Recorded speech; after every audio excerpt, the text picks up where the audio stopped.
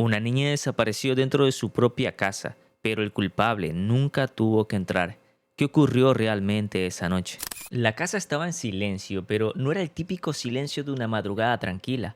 Era un silencio pesado, casi vivo, como si cada habitación guardara un secreto que prefería no ser descubierto. Las luces navideñas seguían encendidas, parpadeando con lentitud, proyectando sombras largas que parecían moverse sin motivo. Afuera, la nieve endurecida atrapaba cualquier sonido, como si el mundo completo hubiera decidido contener la respiración. Era Navidad, pero en esa casa algo había cambiado. Algo oscuro se había instalado entre los pasillos sin que nadie lo notara. En mitad de aquella quietud, una nota descansaba sobre las escaleras, escrita con una caligrafía extraña, alargada, temblorosa. Una nota que parecía hablar incluso sin ser leída. Esa hoja de papel marcaría el inicio de uno de los casos más inquietantes, tristes y complejos de la historia reciente. Porque esa mañana, una mañana que parecía ser de celebración, comenzó el misterio que todavía hoy sigue sin resolverse. El caso de John Bennett Ramsey. Una niña de 6 años, un sótano silencioso, una carta imposible de explicar y un hogar que parecía perfecto pero que pronto revelaría grietas profundas. Boulder, Colorado, es conocida por sus inviernos tranquilos. Las montañas se elevan alrededor como gigantes que observan todo desde lo alto, y la ciudad se mueve con un ritmo lento y acogedor. Es un lugar donde la vida parece segura, donde la gente confía, donde nada malo debería ocurrir. En medio de esa calma vivía la familia Ramsey. John, empresario exitoso; Patsy, ex reina de belleza, elegante y siempre perfecta; su hijo mayor, Burke, y la pequeña John Bennett, iluminando todo a su alrededor con una mezcla de carisma, ternura y energía. Ella participaba en concursos infantiles, vestidos llamativos, maquillaje suave, peinados cuidadosamente trabajados, pero detrás de eso seguía siendo una niña, inquieta, alegre y llena de vida. Todo parecía normal, todo parecía estable, hasta la mañana del 26 de diciembre de 1996. A las 5:52 de la mañana, Patsy Ramsey llamó al 911. Su voz estaba rota, acelerada. Decía que John Bennett había desaparecido, que había encontrado una carta donde pedían dinero y que ella no sabía qué hacer. La cifra era extraña: $118,000, exactamente lo mismo que John había recibido como bono ese año. Ahí comenzó a formarse la primera sombra. Los agentes llegaron rápido, pero la escena pronto se salió de control.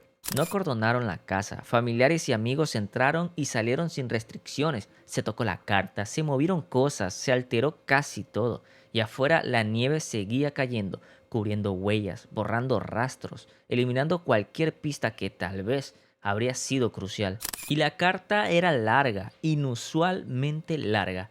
Parecía escrita por alguien nervioso, pero no por un profesional. Y lo más extraño, había sido escrita con un bolígrafo de la casa, en un papel de la casa. Aquello no encajaba. Mientras tanto, John, dentro del caos, recibió instrucciones de revisar la casa, por si encontraba algo fuera de lugar.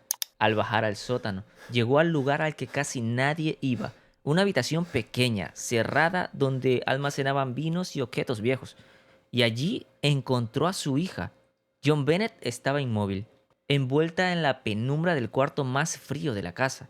La desesperación fue inmediata. La escena trágica, la posibilidad de investigar con cuidado desapareció, porque John tomó a su hija en brazos, subió con ella y sin saberlo contaminó aún más el lugar donde ocurrió todo. En ese instante la policía comprendió que aquello no era un secuestro, era algo distinto, mucho más serio, mucho más complejo. El caso dio un giro inmediato. Las dudas comenzaron a acumularse una tras otra. Primero, no había señales claras de entrada forzada. La cantidad del rescate era demasiado específica. La carta era extremadamente teatral. Todo había ocurrido dentro de la casa y todos los miembros de la familia estaban allí esa noche. Las preguntas crecían como ecos dentro de los pasillos. ¿Quién escribió la carta? ¿Quién sabía del bono? ¿Quién tuvo acceso a la casa? ¿Quién estuvo despierto esa noche? ¿Y por qué la escena parecía contar una historia distinta a la que todos repetían? El misterio empezaba a tomar forma, no como una sombra sólida, sino como un velo lleno de huecos, contradicciones y silencios. Y es que la casa a simple vista parecía enorme, pero por dentro se sentía aún más grande. pasillos largos, habitaciones que se comunicaban entre sí, escaleras que subían y bajaban como si la casa hubiera sido ampliada sin un plan claro. Y al fondo de todo, el sótano. Un lugar frío, oscuro, con una iluminación pobre y rincones que parecían no haber sido pensados para ser habitados, sino olvidados. Ahí fue donde todo cambió, porque cuando John bajó las escaleras del sótano aquella mañana, no lo hizo como un investigador, lo hizo como un padre desesperado. No llevaba guantes, no llevaba linternas policial, llevaba miedo y una pequeña habitación conocida como en Dwight Cellar. John Bennett yacía en el suelo, inmóvil, envuelta parcialmente. El silencio del lugar era absoluto, casi antinatural.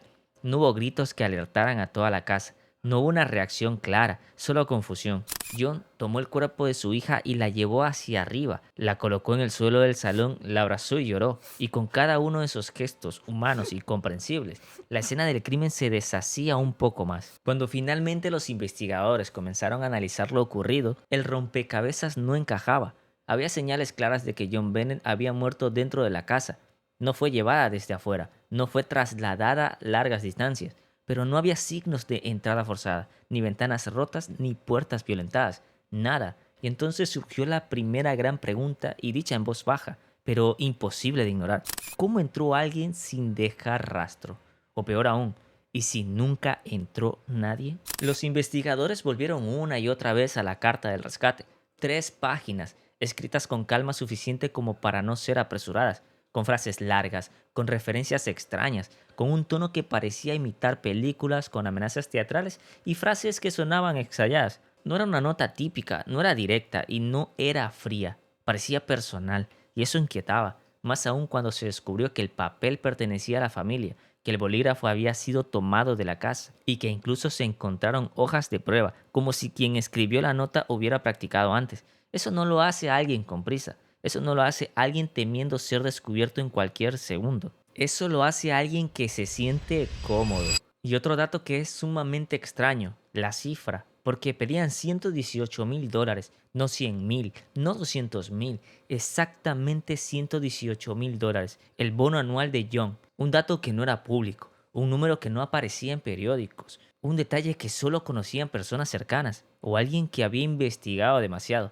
La cifra se convirtió en una sombra permanente, porque no gritaba azar, gritaba conocimiento. Y así, sin decirlo directamente, la atención comenzó a girar, primero de manera sutil, luego inevitable. John y Patsy pasaron de ser víctimas a ser observados, no porque hubiera una prueba directa, sino porque todo parecía apuntar hacia adentro. Estaban en casa, conocían la distribución, tenían acceso a todo.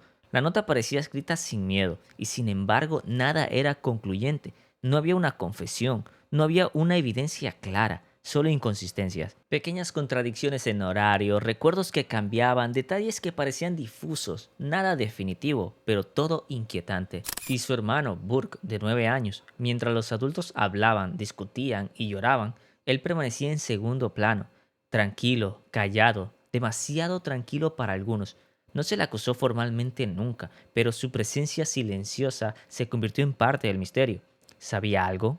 ¿Había escuchado algo? ¿Había visto algo? ¿O simplemente era un niño reaccionando a una tragedia imposible de procesar? Boulder dejó de ser tranquila. Los medios llegaron, las cámaras se instalaron frente a la casa, los rumores comenzaron a circular. Cada gesto era analizado, cada palabra diseccionada, cada silencio interpretado. Y la familia dejó de ser una familia, se convirtió en un símbolo, para algunos de inocencia perseguida, para otros de culpa escondida tras una sonrisa ensayada. Y mientras tanto, el tiempo pasaba. Y es que habían demasiadas pistas sueltas. Una carta demasiado larga, un crimen dentro del hogar, una escena contaminada, errores policiales irreversibles y sospechas sin pruebas.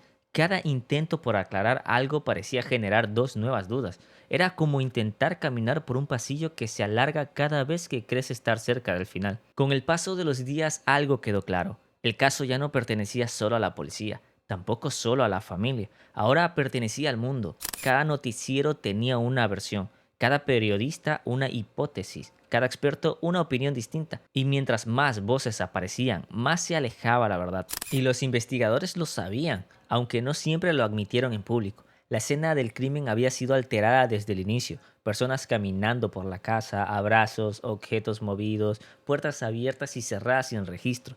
Nada de eso se podía revertir. Y en este caso tan delicado, cada pequeño error pesaba toneladas, porque cuando llegó el momento de analizar pruebas, muchas ya no eran confiables. Para algunos la explicación era clara. Un intruso había entrado a la casa, alguien que conocía a la familia, que sabía de la casa, que había observado rutinas, tal vez alguien que trabajó allí, tal vez alguien cercano al entorno social, tal vez alguien que nunca fue investigado a fondo. Esta teoría se apoya en ciertos indicios, pero ninguno definitivo. Y el problema era ese, siempre había un pero. Para otros la respuesta estaba dentro, no era necesariamente por maldad, no necesariamente por intención, tal vez fue un accidente, tal vez fue una reacción desesperada, tal vez un intento de encubrir algo que se salió de control. Esta teoría generó rechazo inmediato. Nadie quería pensar que algo así podía ocurrir dentro de una familia aparentemente amorosa, pero las inconsistencias, las contradicciones y la carta, todo alimentaba la duda. La escritura de la nota se convirtió en un punto clave. Expertos compararon letras, trazo por trazo, curva por curva. Algunos decían que coincidía, otros decían que no. Nunca hubo consenso, pero la sospecha quedó flotando, no como una acusación firme, sino como una pregunta constante. John, por su parte, parecía siempre contenido, serio, medido, cuidadoso con sus palabras. Para algunos era la reacción lógica de un hombre devastado, para otros era frialdad. Otra vez, nada definitivo, solo interpretaciones. El hermano volvió a aparecer en teorías, documentales y debates. Su comportamiento fue analizado una y otra vez. Gestos, respuestas, silencios, pero era solo un niño. Y en medio del ruido esa parte a veces se olvidaba. Y mientras la investigación avanzaba lentamente, la prensa avanzaba sin frenos. Portadas, titulares, especulación constante. La familia fue juzgada sin veredicto. El público tomó bandos, el caso se volvió un rompecabezas televisivo. Y cuando eso ocurre, la verdad suele perderse. Y los meses se convirtieron en años, las pruebas envejecieron, los recuerdos se distorsionaron y lo que no se resolvió al inicio ya no podía resolverse después, no por falta de interés, sino porque el momento crítico había pasado. A esta altura, el caso John Bennett Ramsey ya no era solo un crimen sin resolver, era un símbolo de errores humanos, de presión mediática, de teorías enfrentadas, de verdades incompletas y lo más inquietante es que cada teoría parece posible hasta que algo la contradice. Y tal vez lo más perturbador no es lo que sabemos, sino lo que nunca sabremos con certeza, porque en esta historia la verdad no grita, susurra y se esconde entre versiones, silencio y miradas que nunca dijeron todo. Y con el paso del tiempo algo extraño ocurrió con el caso de la pequeña John Bennett. No desapareció, no se enfrió, no quedó archivado en la memoria colectiva. Al contrario, se quedó ahí, con una herida que nunca termina de cerrar. Décadas después, el expediente sigue siendo revisado, analizado, reinterpretado. Nuevas teorías, nuevas miradas y nuevos documentales. Pero la base sigue siendo la misma. Una escena alterada, una carta imposible, una familia bajo sospecha y una verdad que parece haberse disuelto en los primeros errores. Con los avances científicos surgió una nueva promesa, el ADN, restos genéticos que no coincidían con ningún miembro de la familia, pequeñas muestras, fueron insuficientes para señalar con certeza, pero suficientes para reavivar la teoría del intruso. Para algunos esto fue una luz, para otros una nueva distracción, porque incluso el ADN tenía limitaciones, no explicaba la carta, no explicaba el tiempo, no explicaba el contexto, era una pieza más, pero no la imagen completa. Los Ramsays insistieron siempre en su inocencia. Demandas, entrevistas, defensas públicas, vivieron bajo una lupa constante. Convirtieron su dolor en algo público y eso, para bien o para mal, los marcó para siempre, ya que nunca hubo una acusación formal definitiva, nunca hubo un juicio concluyente, solo una nube que nunca se disipó del todo. Y tal vez este caso no nos perturba solo por lo que ocurrió, sino por lo que representa. Es que la idea de que el peligro no siempre viene de afuera, la idea de que incluso los lugares más seguros pueden romperse, la idea de que la verdad puede perderse para siempre si no se cuida desde el primer minuto. Aquí no hay monstruos evidentes, no hay villanos claros, solo personas, errores, silencio, y eso lo hace más inquietante que cualquier historia ficticia. Y si nunca lo sabemos, esa es la pregunta final. ¿Y si la verdad murió esa misma madrugada? ¿Y si quedó enterrada bajo pasos, abrazos y decisiones mal tomadas? ¿Y si nadie mintió? pero nadie dijo todo. Porque a veces el misterio no existe por maldad, existe por caos. Y eso es aún más perturbador. Hoy, John Bennett Ramsey no es solo una víctima, es un nombre que simboliza uno de los mayores enigmas criminales de la historia moderna. Un caso que sigue generando debate, un espejo incómodo para la justicia, los medios y la opinión pública, un recordatorio de que no todos los misterios tienen final. Y ahora la pregunta queda en el aire, después de conocer los hechos, las teorías y los errores. ¿Qué crees tú que ocurrió realmente esa noche? ¿Un intruso que nunca fue identificado? ¿Un accidente que se salió de control? ¿O una verdad más compleja de lo que cualquier teoría puede explicar? Te leo en los comentarios, porque en este caso la historia no termina aquí, continúa en cada opinión.